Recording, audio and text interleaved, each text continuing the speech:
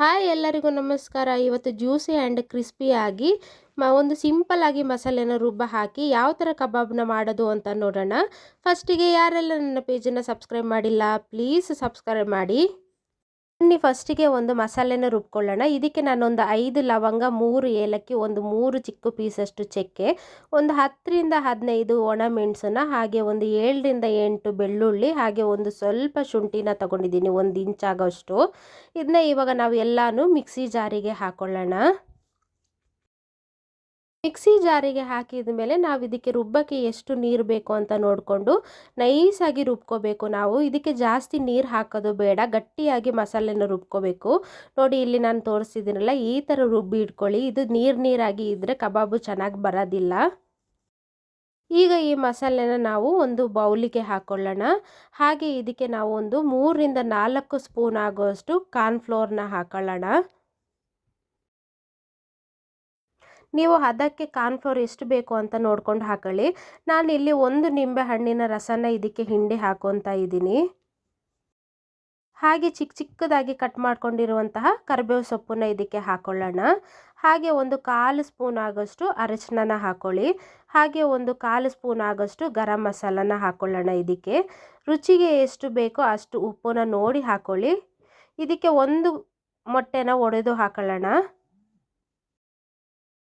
ಈಗ ಇದನ್ನು ನಾವು ಚೆನ್ನಾಗಿ ಮಿಕ್ಸ್ ಮಾಡ್ಕೊಳ್ಳೋಣ. ಇದು ಗಂಟು ಥರ ಆಗಬಾರ್ದು, ಸ್ಮೂತಾಗಿ ನಾವು ಚೆನ್ನಾಗಿ ಮಿಕ್ಸ್ ಮಾಡ್ಕೋಬೇಕು. ನೋಡಿ ಇಲ್ಲಿ ನಾನು ತೋರಿಸ್ತಿದ್ದೀನಲ್ಲ, ಈ ಥರ ಚೆನ್ನಾಗಿ ಮಿಕ್ಸ್ ಮಾಡ್ಕೊಳ್ಳಿ. ಇದೆಲ್ಲ ಮಿಕ್ಸ್ ಮಾಡಿ ಆದಮೇಲೆ ನಾನು ಇದಕ್ಕೆ ಒಂದು 2 ಸ್ಪೂನ್ ಆಗುವಷ್ಟು ನಾನು ಅಕ್ಕಿ ಹಿಟ್ಟನ್ನು ಹಾಕ್ತಾಯಿದ್ದೀನಿ. ಈ ಅಕ್ಕಿ ಹಿಟ್ಟನ್ನು ಹಾಕೊಳ್ಳೋದ್ರಿಂದ ಕಬಾಬು ತುಂಬ ಕ್ರಿಸ್ಪಿಯಾಗಿ ಚೆನ್ನಾಗಿ ಬರುತ್ತೆ. ಹಾಗಾಗಿ ನಾನಿಲ್ಲಿ ಅಕ್ಕಿ ಹಿಟ್ಟನ್ನು ಹಾಕ್ತಾಯಿದ್ದೀನಿ. ಇದಕ್ಕೆ ನಾನು ಯಾವುದೇ ಥರ ಕಬಾಬ್ ಪೌಡರ್ನ ಹಾಕೊತಾ ಇಲ್ಲ. ಮಸಾಲೆ ಎಲ್ಲ ಕರೆಕ್ಟಾಗಿ ರೆಡಿ ಆದಮೇಲೆ ನಾವು ಇದಕ್ಕೆ ತೊಳೆದಿಟ್ಟಿರುವಂತಹ ಚಿಕನ್ನ ಹಾಕ್ಕೊಂಡು ಚೆನ್ನಾಗಿ ಮಿಕ್ಸ್ ಮಾಡ್ಕೋಬೇಕು. ನೋಡಿ ಇಲ್ಲಿ ಚಿಕನ್ನು ಮತ್ತು ಮಸಾಲೆ ಏನಿದೆ ಚೆನ್ನಾಗಿ ಹಿಡಿಬೇಕು, ಆ ಥರ ನಾವು ಮಿಕ್ಸ್ ಮಾಡ್ಕೊಳ್ಳೋಣ. ಚಿಕನ್ನ ಮಿಕ್ಸ್ ಆದಮೇಲೆ ನಾವು 1 ಗಂಟೆ ಇಲ್ಲ 2 ಗಂಟೆ ನಾವು ಮ್ಯಾರಿನೇಟ್ ಆಗೋಕ್ಕೆ ಬಿಟ್ಟುಬಿಡೋಣ. ಟೈಮ್ ಇದ್ದರೆ ಜಾಸ್ತಿ ಹೊತ್ತು ಬಿಟ್ಟರೆ ಕಬಾಬು ತುಂಬಾ ಚೆನ್ನಾಗಿ ಬರುತ್ತೆ. ನಾನು 1 ಅವರ್ ಆದಮೇಲೆ ಒಂದು ಪ್ಯಾನಿಗೆ ನಾನು ಎಣ್ಣೆನ ಹಾಕ್ತಾಯಿದ್ದೀನಿ. ಈ ಎಣ್ಣೆ ನಾವು ಚೆನ್ನಾಗಿ ಬಿಸಿ ಆಗಲಿ. ಎಣ್ಣೆ ಕಾದಾಗ ಅಷ್ಟೇ ಕಬಾಬು ತುಂಬ ಚೆನ್ನಾಗಿ ಬರೋದು. ನೋಡಿ ಎಣ್ಣೆ ಬಿಸಿ ಆದಮೇಲೆ ಒಂದು ಚಿಕ್ಕ ಪೀಸನ್ನು ಹಾಕಿ ನಾವು ಈ ಥರ ನೋಡ್ಕೊಳ್ಳೋಣ. ಇದು ಮೇಲೆ ಬಂದರೆ ಇದು ಎಣ್ಣೆ ಬಿಸಿಯಾಗಿದೆ ಅಂತ. ನೋಡಿ ಇದು ಇವಾಗ ಎಣ್ಣೆ ಕಾದಿದೆ. ನಾನು ಎಲ್ಲ ಕಬಾಬನ್ನ ಇದಕ್ಕೆ ಬಿಟ್ಕೊತಾ ಇದ್ದೀನಿ. ಎಲ್ಲ ಕಬಾಬನ್ನು ಬಿಟ್ಟ ಆದಮೇಲೆ ನಾವು ಇದನ್ನು ಹೈ ಫ್ಲೇಮಲ್ಲಿ ಇಟ್ಟು ಫ್ರೈ ಮಾಡಬೇಕು.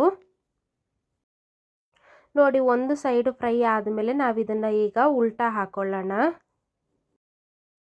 ಇದನ್ನ ನಾವು 2 ಸೈಡನ್ನು 10 ರಿಂದ 15 ನಿಮಿಷ ಜೋರು ಉರಿಲಿ ನಾವು ಫ್ರೈ ಮಾಡಬೇಕು. ಆವಾಗಷ್ಟೇ ಕಬಾಬು ಕ್ರಿಸ್ಪಿಯಾಗಿ ತುಂಬ ಚೆನ್ನಾಗಿ ಬರುತ್ತೆ. ನನ್ನ ಚಾನಲಲ್ಲಿ ವೆರೈಟಿ ಆಗಿರುವಂತಹ ಕಬಾಬ್ ರೆಸಿಪಿ ಇದೆ. ಪ್ಲೀಸ್ ಒಂದು ಸತಿ ಹೋಗಿ ನೋಡಿ, ಲೈಕ್ ಕೊಡಿ.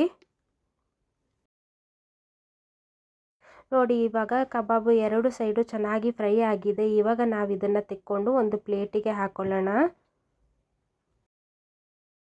ಕಬಾಬ್ ಪೌಡರ್ ಹಾಕಿ ಮಾಡೋದಕ್ಕಿಂತ ಈ ಥರ ಮನೆಯಲ್ಲಿ ಮಾಡ್ಕೊಳ್ಳೋ ಕಬಾಬು ತುಂಬಾ ಚೆನ್ನಾಗಿ ಜ್ಯೂಸಿಯಾಗಿ ಬರುತ್ತೆ. ನೋಡಿ ಮನೇಲಿ ಒಂದು ಸತಿ ಟ್ರೈ ಮಾಡಿ. ಕಲರ್ ಕೂಡ ತುಂಬಾ ಚೆನ್ನಾಗಿ ಬರುತ್ತೆ. ಯಾವುದೇ ಥರ ಫುಡ್ ಕಲರ್ನ ನಾನಿಲ್ಲಿ ಯೂಸ್ ಮಾಡಿಲ್ಲ. ಈ ಒಂದು ವಿಡಿಯೋ ನಿಮಗೆ ಇಷ್ಟ ಆಗಿದ್ದರೆ ನನ್ನ ಪೇಜನ್ನು ಲೈಕ್ ಮಾಡಿ, ಸಬ್ಸ್ಕ್ರೈಬ್ ಮಾಡಿ, ಹಾಗೆ ಪಕ್ಕದಲ್ಲಿರುವ ಬೆಲ್ ಐಕನ್ನ ಕ್ಲಿಕ್ ಮಾಡಿ.